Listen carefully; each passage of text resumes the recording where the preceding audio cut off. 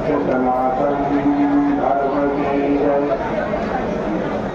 बोले श्रीमद् भागवत महापुराण की जय। पतित पावनी कलिमल हारिणी मंगलकारी मोक्षदायिनी माँ गंगा मैया का ये पवित्रतम तीर्थ हर की पैड़ी ब्रह्मकुंड है। श्रीमद् भागवत की चर्चा आप निरंतर श्रवण करते आ रहे हैं। श्रीमद् भागवत जी के 12वें स्कंद का ये 8वां अध्याय आज प्रारंभ कर रहे हैं। शौनक आदि ऋषियों ने प्रश्न किया, कहा सूत जी, लोग कहते हैं कि मार्कंडेय जी बड़े दीर्घायु थे, कल्पांत में भी वो शेष रह गए, परंतु जिस कल्प में वे हुए हैं उस कल्प में अभी कोई प्रलय नहीं हुआ। वे तो हमारे ही वंश के ऋषि हैं। ऐसी स्थिति में उन्होंने प्रलय कैसे देखा, इस विषय में हमको जो शंका है उसका आप निवारण कीजिए। सूत जी ने बतलाया कि मार्कंडेय जी जो थे वो बड़े नैष्ठिक ब्रह्मचारी थे। उन्होंने भगवान की आराधना की, वे तपस्या स्वाध्याय आदि से युक्त होकर के रहे। इंद्र ने उनकी तपस्या का नाश करने के लिए गंधर्व अप्सरा आदि को भेजा। उन्होंने वहाँ जाकर खूब उधम मचाया, उपद्रव किए। गंधर्वों ने गान किया, अप्सराओं ने नृत्य किया।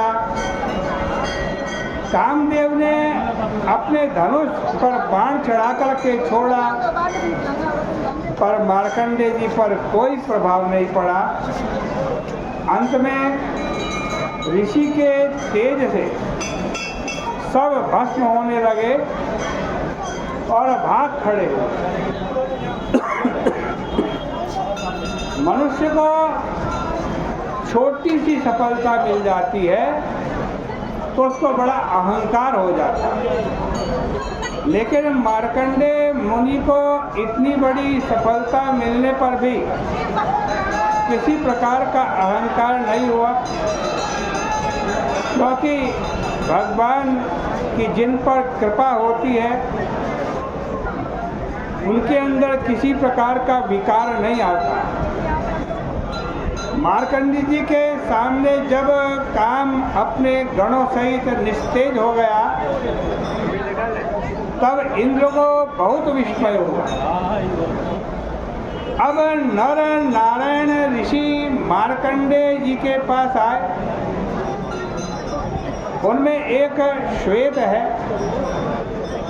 दूसरे श्याम है।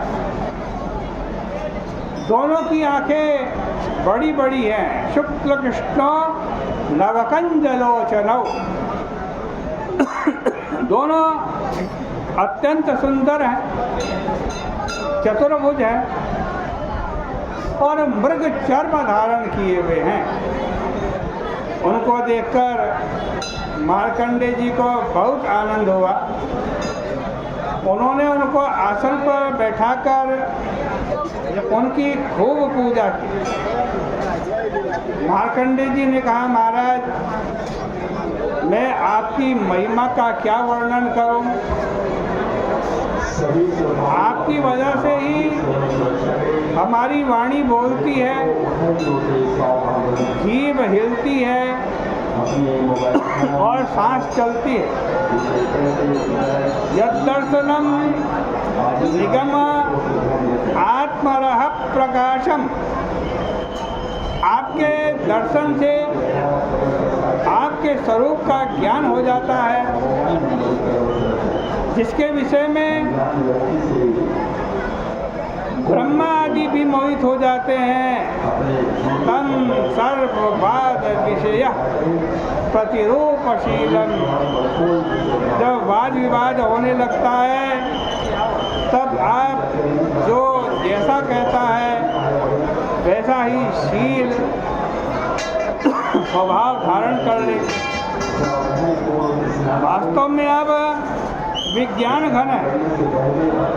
मैं आपकी वंदना करता हूँ। इस प्रकार से श्रीमद् भागवत महापुराण के 12वें स्कंद का ये 8वां अध्याय भी परिपूर्ण होता है। कल को 9वें अध्याय की चर्चा आपके सामने होगी।